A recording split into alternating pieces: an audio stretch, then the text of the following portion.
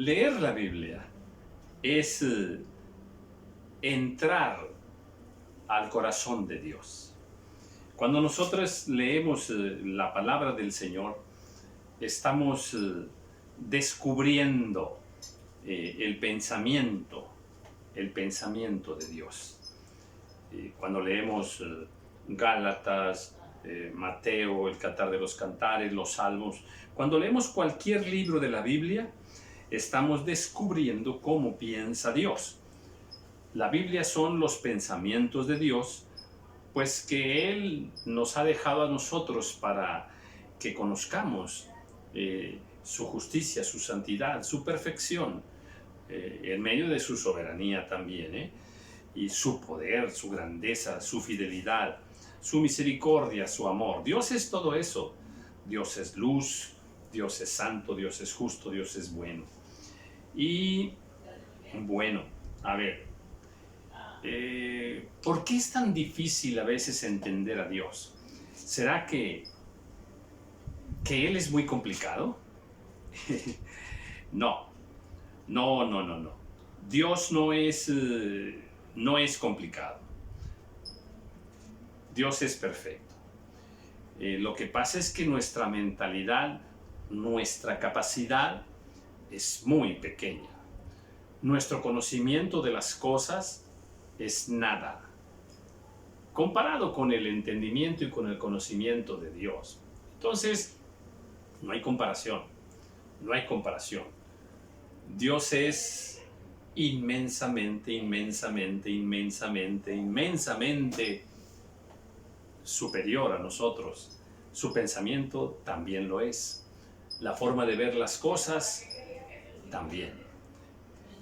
Pero hay una parte de Dios que Él la ha revelado, o sea, la dejó aquí para que nosotros conozcamos esa parte de Dios que Él quiere que conozcamos. Pero en aquel día, cuando estemos con Él, pues entonces le veremos como Él es. Entonces le entenderemos mucho mejor. Pero ahora no. Somos simples criaturas mortales, sujetas a muchas cosas establecidas por Dios. Él lo puede todo, nosotros no. Él lo sabe todo, nosotros no. Entonces, la perspectiva de Dios que encontramos en muchas escrituras es en gran manera para nosotros complicada. Y esa es una de las razones por las que a veces predicadores o maestros de la palabra pues no se atreven a enseñar versículos complicados, le sacan la vuelta. O de alguna manera disculpan a Dios por ser tan duro. No es necesario. La verdad de Dios en muchas cosas es cruda para nosotros, dura para nosotros, pero es que nosotros, y cuando digo nosotros, no somos los hombres de este tiempo, no, digo nosotros los hombres, desde Adán hasta hoy. ¿Qué pasa? Pues hemos ido tergiversando la verdad, hemos ido tergiversando la justicia y todas las cosas. Por eso para nosotros nos es en gran manera complicado. Y repito, no porque Dios sea complicado, en ninguna manera. Dios no es complicado, sino nosotros que estamos muy apartados, muy desviados de los preceptos de Dios. Por ejemplo, en el video anterior de la ley de Moisés, hablaba sobre cuando una muchacha, ¿verdad? Digamos, se casa con un hombre, por decir así rápido, ¿verdad? Y el hombre dice que hay cosas indecentes en ella y entonces la deja, ya, no la quiero, porque hay cosas indecentes. Entonces estaba todo el protocolo establecido. Los papás tenían que saber, las autoridades de la ciudad tenían que saber. Y dice uno, bueno, ¿y por qué? ¿Y qué caso tiene? Y qué deshonra y qué vergüenza y todo. Bueno, aunque eso de vergüenza ya no se estila, ¿eh? Ya no se estila, ¿eh? Y de pasada déjame decirte algo, ¿eh? Atención con esta enseñanza que voy a dar. Atención con ella, es muy valiosa, es muy valiosa. Te va a cambiar la perspectiva de muchas cosas. La Biblia enseña que cuando las personas ya, atención, no les da vergüenza, no sienten vergüenza por las cosas que debieran sentir vergüenza. El pecado, por ejemplo, la desnudez, por ejemplo, los temas íntimos sexuales, por ejemplo. Si ya no le da vergüenza, la Biblia dice que porque hay, atención, hay perversidad en esa persona. Una señal de que la persona es perversa es que ya no le dan vergüenza aquellas cosas que debieran darle vergüenza. Ahora, fíjate lo que voy a decir. Una de las teorías más aplaudidas y más aceptadas de la psicología moderna es esa. No avergüences a, no lo avergüences, no avergüences a. Los maestros hoy tienen súper prohibido avergonzar a un niño. O sea, llamarle la atención como en público. Ese principio está totalmente equivocado, totalmente equivocado. De hecho, una orden que tienen los pastores en el Nuevo Testamento es que a una persona que insiste en pecar y en pecar, dice que lo avergüences delante de todos.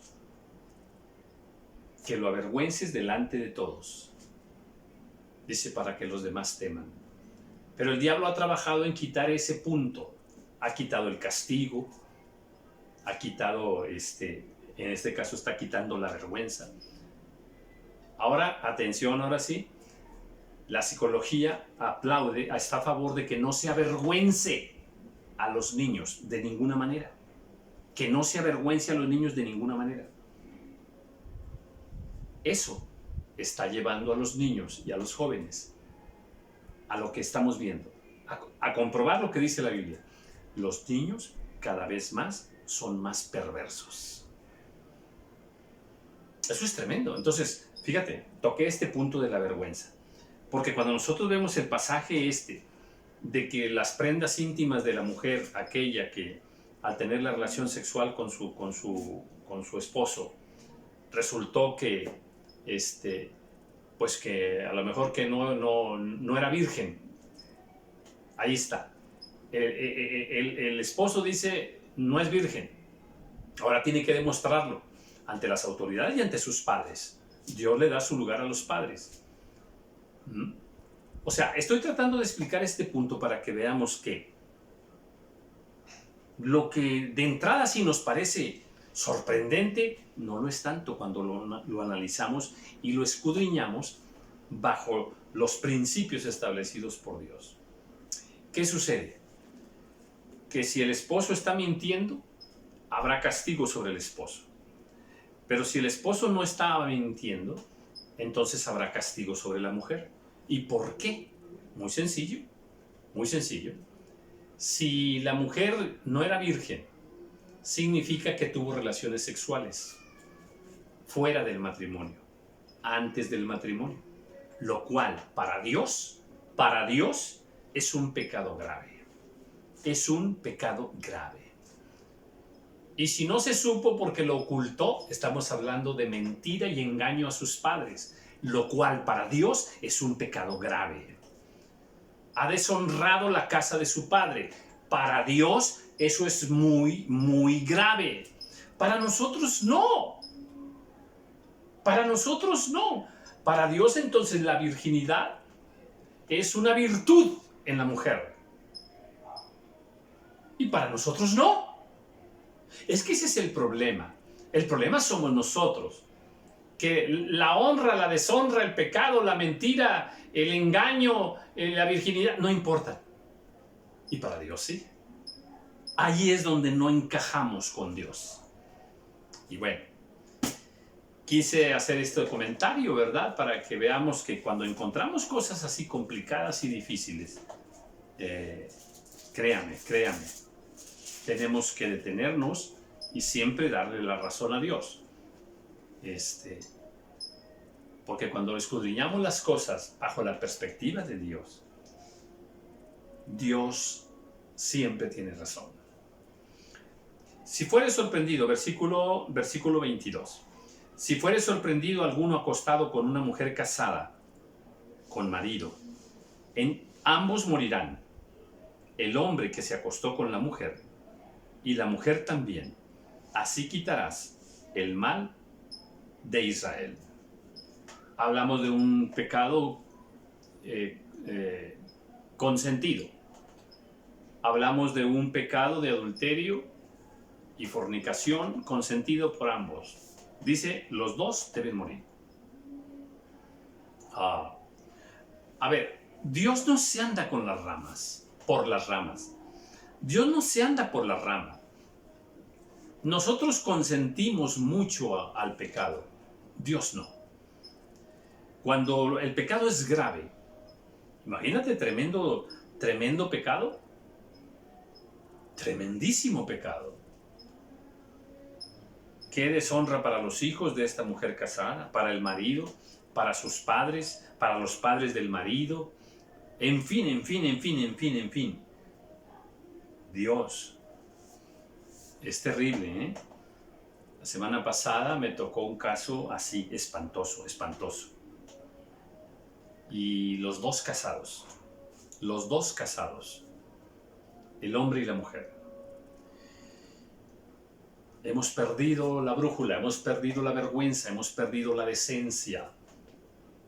Cuando digo hemos, me refiero al género humano. Si hubiere una muchacha virgen desposada con alguno, y alguno la hallare en la ciudad y se acostare con ella, este es otro caso, ¿eh? Ahora ella es desposada con alguno, o sea, comprometida con alguien. O sea, no está casada con alguien, es comprometida con alguien. Dice, si hubiere una muchacha virgen desposada con alguno, y alguno la hallare en la ciudad, ponga mucha atención, en la ciudad, y se acostare con ella, entonces los sacaréis a ambos a la puerta de la ciudad, y los apedrearéis y morirán. Es un caso parecido al anterior. La joven, porque no dio voces en la ciudad, y el hombre, porque humilló a la mujer de su prójimo. Ahí aclara Dios cuál es el pecado de uno y cuál es el pecado del otro. Y dice que ambos deben morir. Dice, ella porque consintió, o sea, no dio voces. No dio voces es que no gritó. Si no gritó, es que estaba de acuerdo. Otra vez, si no gritó, es porque estaba de acuerdo. Consejo para todas las mujeres. En una situación de ataque, un ataque sexual, si alguien quiere atacar a una mujer, lo cual Dios no aprueba, Dios no aprueba eso, pero sucede mucho. Si un hombre atacare a una mujer, el consejo para esa mujer es gritar. Ese es el consejo bíblico. Y Dios se encarga de lo demás. Pero en este caso esta mujer no gritó. Si no gritó, déjame decírtelo muy coloquialmente, pues es que le gustó. Le gustó pecar con aquel hombre, porque ella está desposada.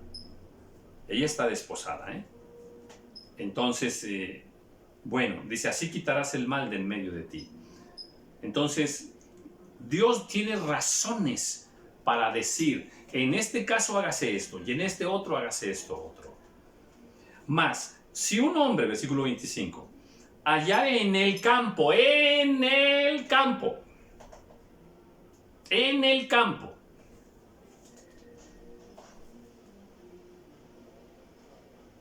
a la joven desposada,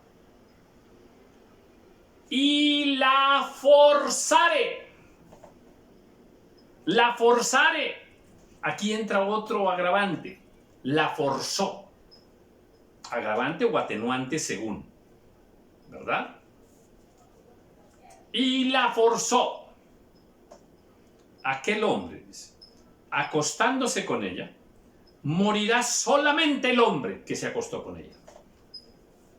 En este caso, la mujer no tiene culpa. La mujer no tiene culpa. Es un ataque sexual, es una agresión sexual. ¿Cuál es entonces? Fíjate bien, ¿cuál es la sentencia?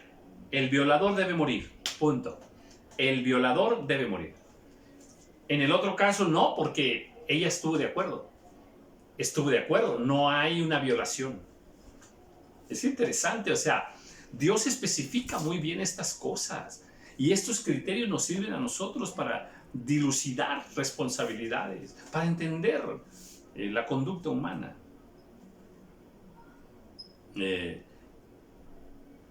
Parámetros como estos, amados hermanos, nos pueden servir para entender cuando a Jesús le llevan una mujer sorprendida en el acto mismo de adulterio. Si revisamos las ordenanzas del Señor, podremos encontrar por qué no llevaron al hombre también. ¿Por qué no? Es interesante, ¿eh? Muy interesante. Pero bueno, habría que revisar todo el contexto de las ordenanzas del Señor con respecto a casos como estos para revisarlo, entender el proceder de la gente y el proceder de Jesús en el caso de aquella mujer adúltera. Dice acá, mas a la joven que fue forzada no le harás nada. No hay en ella culpa de muerte. Fíjate bien, la culpa tiene grados, tiene niveles. A veces una persona es culpable porque hizo algo. Aquí, por favor, mucha atención, porque este versículo y muchos otros semejantes esconden enseñanzas muy bonitas como esta que voy a dar. Que los pecados no son iguales.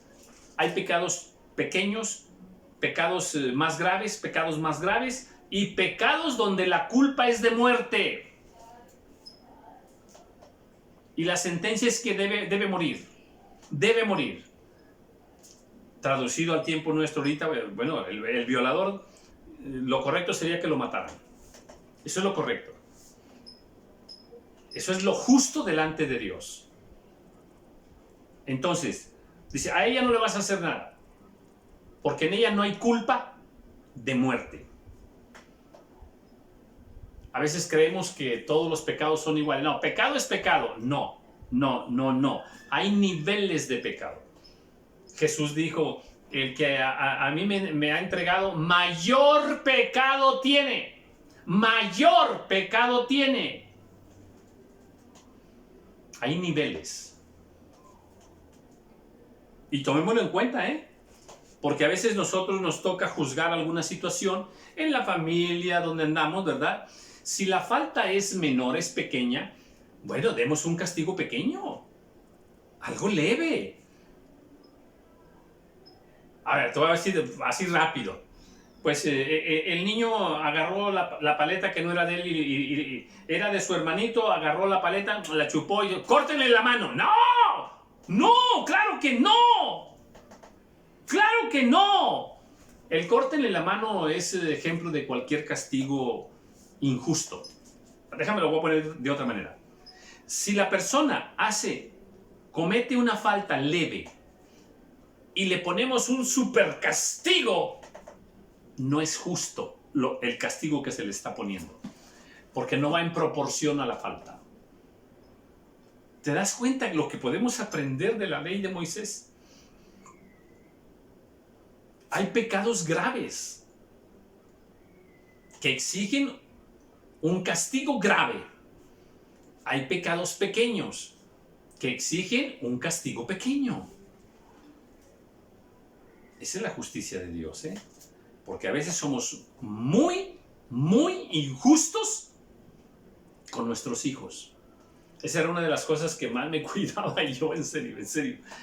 Me preocupaba mucho que a la hora que tenía que castigarles, pues que no se me pasara la mano, que no se me pasara la mano. Sí hay muchos padres a los que se les pasa la mano. Y hay cristianos a los que se les pasa la mano al castigar a sus hijos. Y eso Dios no lo aprueba. Dice, pues como cuando alguno se levanta contra su prójimo y le quita la vida, así es en este caso. ¡Qué palabra tan bella! Estamos hablando de la joven que fue forzada, ¿eh? Fue forzada. Y entonces el violador tiene que morir. Tiene que morir. Dice, a ella no le hagas nada. Dice, pues como cuando alguno se levanta contra su prójimo y le quita la vida, así es en este caso. Fíjate nada más. Qué preciosura de parte del Señor en términos de justicia. Dice, una violación es como si le quitaras la vida a la mujer violada. Por eso, dice Dios, por eso, mátenlo. Mátenlo. Fíjate el nivel a donde Dios pone una violación. ¿Cómo defiende Dios en este caso a esa mujer? ¿Cuánta comprensión de Dios para esa mujer violada, forzada, injustamente?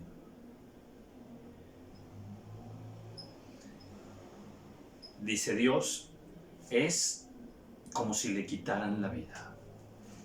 Y para muchas mujeres, verdaderamente, así es. Les cambia la vida terriblemente. Déjame decirlo de manera muy mexicana. Le desgracian la vida a una mujer cuando un animal salvaje, sin temor de Dios, viola a una mujer. Una doncella que tenía sueños, que tenía, bueno, que se había cuidado, una doncella que de pronto un ser infernal obra en su vida, destruyéndole su vida, sus sueños, su juventud, dañando su corazón para siempre. Dice Dios, hacerle eso a una mujer es como si le quitaras la vida. Por eso, dice Dios, mátenlo. ¿Ves qué belleza? A veces algunos versículos que leemos pareciera como que, a ver, como que hay mucha diferencia entre las situaciones de los hombres y las situaciones de las mujeres en el contexto bíblico. No. Dios es justo con los hombres, Dios es justo con las mujeres. Porque Él halló en el campo,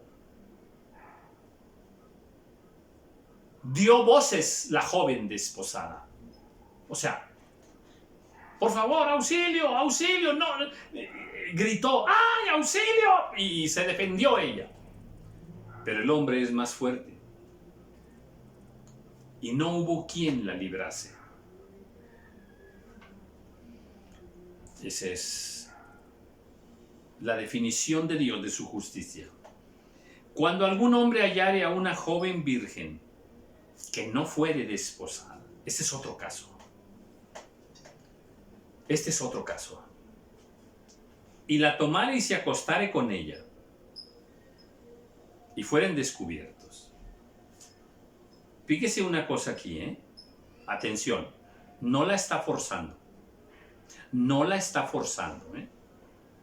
Dice, cuando algún hombre hallare a una joven virgen que no fuere desposada, y la tomare y se acostare con ella, y fueren descubiertos, entonces el hombre que se acostó con ella dará al padre de la joven 50 piezas de plata, y ella será su mujer, por cuanto la humilló. No la podrá despedir en todos sus días. No la podrá despedir en todos sus días. Debe casarse con ella. Y debe pagar el precio de la humillación y la deshonra establecido por Dios en 50 piezas de plata. Tradúzcase, si quiere hacer una conversión, tradúzcase al tiempo presente. Es como la cuestión del salario mínimo. El salario mínimo que Dios establece en su palabra era un denario. Un denario. Un denario. Traducido al día de hoy, hágase la conversión de lo que sería un denario en el tiempo presente, y ese sería el precio justo, el salario mínimo. Aquí Dios establece 50 piezas de plata, por cuanto la humilló. Hay humillación, está humillando a la mujer. ¿Por qué la está humillando si ella estaba de acuerdo? Porque no es justo seducir a una mujer fuera del matrimonio para acostarse con ella. No es justo. Ningún hombre debe hacer eso. Para Dios eso es una deshonra. Para Dios eso es una humillación. Ese hombre está deshonrando a una mujer. Ese hombre está humillando a una mujer. Aunque ella esté de acuerdo en tener relaciones sexuales con él. Hay deshonra para su casa. Hay deshonra para su padre. Te digo que a nosotros estas cosas normalmente no nos importan mucho. Y para Dios es muy importante. Me acuerdo que hace pues unos 14, 15 años más o menos, mi hijo trajo a su novia a la casa. Y entraron por la puerta, ¿verdad? Y ya viene mi hijo y dice, te presento a mi novia. Y fui claro y directo. Dije, no te voy a permitir que deshonres su casa. No te voy a permitir que deshonres a sus padres, que deshonres a su familia. O sea, yo no fui partidario del estilo de noviazgo actual. Ser novio de una, luego ser novio de otra o de otra. Esa es una trampa del diablo, eso es un engaño del diablo. Ese noviazgo en el estilo actual, de unos años hacia acá, todo eso fue tremendamente degenerado y ensuciado. Y alabo al Señor. La señorita que entró aquí a mi casa es ahora su esposa. Viven muy felices. Tienen 3 hijos preciosos, 3 nietos. Y tienen una relación hermosísima entre esposos. Pero le leí la cartilla. Ninguno tomará la mujer de su padre, ni profanará el lecho de su padre. ¡Wow! Dios. Cosas como estas, pues sí, no son muy claras, ¿verdad? Sí las aceptamos totalmente, ¿verdad? Pocos años más adelante, un versículo como este va a parecer también una locura. Y habrá permiso porque esta degeneración de la humanidad va hacia allá, hacia sexo con animales, hacia sexo entre padres e hijos, hacia sexo entre niños y adultos. Una degeneración perversa. Ninguno tomará la mujer de su padre, ni profanará el lecho de su padre. Para Dios, el lecho conyugal es sagrado. Es sagrado el lecho conyugal. Y lamentablemente, para nosotros esto y muchas otras cosas de las que hemos estado hablando. Y qué bueno que leamos la ley de Moisés para que Dios nos recuerde que para Él sí son importantes y que nosotros apliquemos en el tiempo presente todos estos principios establecidos por Dios, principios de santidad, principios de verdad, principios de justicia de parte de Dios para nosotros en este tiempo. La ley de Moisés es actual, es para hoy. Ya lo he dicho en los demás videos, me aseguro de repetirlo por aquello de que alguno de ustedes no haya visto los videos anteriores. La ley de Moisés fue dada para Israel en calidad de mandamientos por cumplir para salvación, y si no se cumplen son pecado. Ahora, esa ley terminó con Cristo Jesús, no toda, Hay como 20 mandamientos que Dios les dijo que iban a ser por siempre, eternos. La ley de Moisés para nosotros hoy es una semejanza, es un ejemplo de las leyes que debiéramos tener, y podemos aplicar de ellas todo lo que podamos aplicar a nuestro tiempo y a nuestras vidas. Hagámoslo. Es la ley de Dios, es el corazón de Dios, son los pensamientos de Dios. Bendiciones.